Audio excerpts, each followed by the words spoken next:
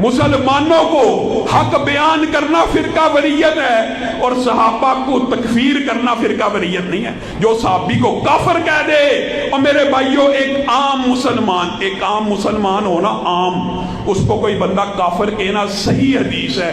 अगर इल्जाम सच्चा है तो वो बंदा काफिर हो जाता है, और एक इल्जाम झूठा है तो कहने वाला काफिर हो जाता है। एक बंदा उठे और के हजरत अबू बकर सिद्दीक नाऊज़ बिल्लाह ये हैं, आम मुसलमान को काफिर कहने से बंदा काफिर हो जाता है, लेकिन सहाबी को काफिर कहने वाले के खिलाफ बात ना करो, ये फिरका वरीयत है। ये कहां से फलसफा आया? हमारे मुआशरे में एक अरसे से ये आपको चेक किया जा रहा है, आपके जमीरों को टटोला जाता है, तो इन्हें रसालत करवाई जाती है कि कितना करंट बाकी है, कितनी गैरत बाकी है, कोई जमीर जिंदा है या नहीं, मुकद्दसात की तौहीन करवाई जाती है, तो इन्हें रसालत हुई कि नहीं हुई? तो इन्हें रसालत की मुजरमा गिरफ्तार हुई कि नहीं हुई? गिरफ्तार भी होगी, इल्जाम भी साबित हो गया, session court, high court, SP से सुप्रीम कोर्ट के ऊपर दबाव डाल के और क्रेडिट लिया जा रहा है। ये आसिया मलूना को मैंने बड़ी स्ट्रगल और मेहनत से मजहबी तबके के चुंगल से बचाकर बाहर भगवाया। लानत है ये काम फहर का बात है कि तो इन्हें रसालत के मुल्ज़िमों को तुम आजाद करवाओ। चेक किया जाता है कि गैरत जिंदा है कि नहीं। उसके बाद मसाजिद की तौहीन, मसाजिद में डांस हो रहे हैं, मुजरे हो रहे हैं, आप FIR कटवाने चले जाएं, आप मुजरम हैं कि हमने फिरका वराना और इंतशार और फसाद फैलाया है। जो मस्जिद की तौहीन कर रहा है वो फसादी नहीं है, जो तौहीन रिसालत कर रहा है वो फसादी नहीं है। उल्टे ज़ाब्ते हो गए हैं, उल्टे ही ज़ाब्ते हो गए। यानी जिसने इस्लामाबाद के अंदर दारुल खिलाफे के अंदर बकवास की है कि हजरत अबू बकर ऐसे हैं, वो फसादी नहीं है।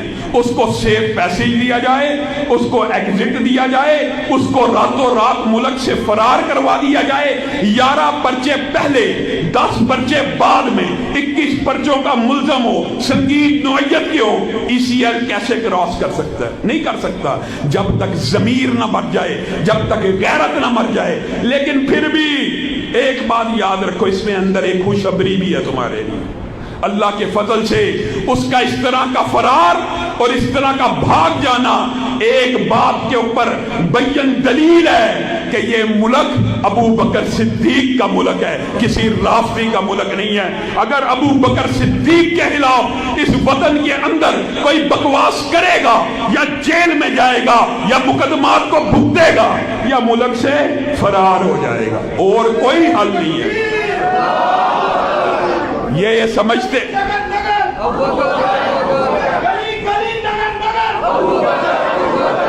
आप ये समझते हैं, हम भी ये चाहते हैं कि मुल्क में इंतशार ना हो, फिरका वरीयत ना हो, कानून हाथ में नहीं। मैं आपको अक्सर आप सुनते रहते हैं, हम कानून को हरकत में लाना चाहते हैं, कानून हाथ में नहीं लेना चाहते। हम कानून को कहते हैं कि पकड़ो।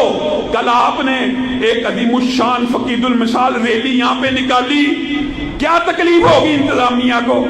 क्या आपका मुतालबा नाजायज है? 100% दुरुस्त मुतालबा है कि उस मलून को पकड़ा जाए, जिसके ऊपर पर्चा है उसको पकड़ना नहीं तो रोटी खिलानी है, और क्या करना है? हम आपसे यही मुतालबा कर रहे हैं कि आप उसको पकड़े।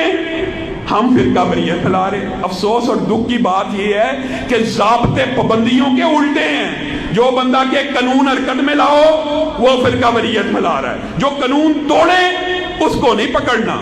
ये कहां से? कोई एक भी हुकूमत और इक़्तिदार में कोई साहिब शऊर और साहिब अकल बंदा है कि नहीं कि यह जल्दी के ऊपर तेल मत फेंके, जल्दी के ऊपर पानी फेंके, मुल्क के अंदर फिरका वरीयत की फिजा को खत्म किया जाए।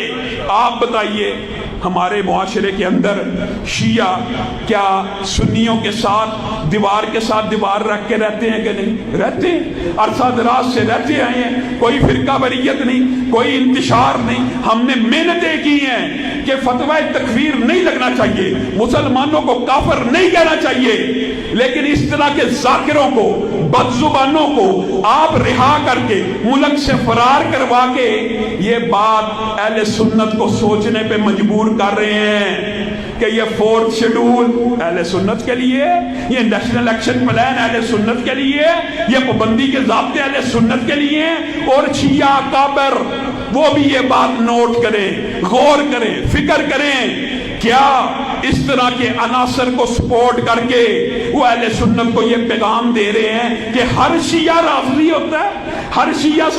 اور ایک بات میں بتاؤں، ان چند باتوں میں اگرچہ یہ بات بہت تلخ ہے، بہت تکلیف دہ ہے، اہل سنت کی راتوں کی نیندوں کو انہوں نے خراب کر دیا کہ اس ملک کے اندر جس وطن کو لا الہ الا اللہ کی بنیاد پہ حاصل کیا گیا، اس وطن کے اندر اب ہم ابو بکر صدیق کا دفاع کریں گے، کوئی بات بنتی ہے۔ لیکن ایک خیر کا پہلو یہ ہے، جب ہم کہتے تھے کہ ان کے اندر یہ گستاخیاں پائی جاتی ہیں، آپ کہتے تھے مولوی غلط بات کر رہا ہے، ہم نے تو کبھی نہیں دیکھا۔ اب دیکھ رہے ہو، بدبخت ایک اٹھتا ہے، کہتا ہے نفس علی اپنے بارے میں حضرت علی کی معاذ اللہ بکواس کی ہے اس نے کہ نفس علی نفس رسول بھی ہے اور نفس اللہ بھی ہے۔ امی عائشہ کے ساتھ جب جنگیں ہوئی تھی، امی عائشہ کا نکاح تو رسول اللہ کے ساتھ ہوا تھا، لیکن حضرت علی نے اس نسبت کو توڑ دیا تھا۔ کیسے توڑ دیا تھا؟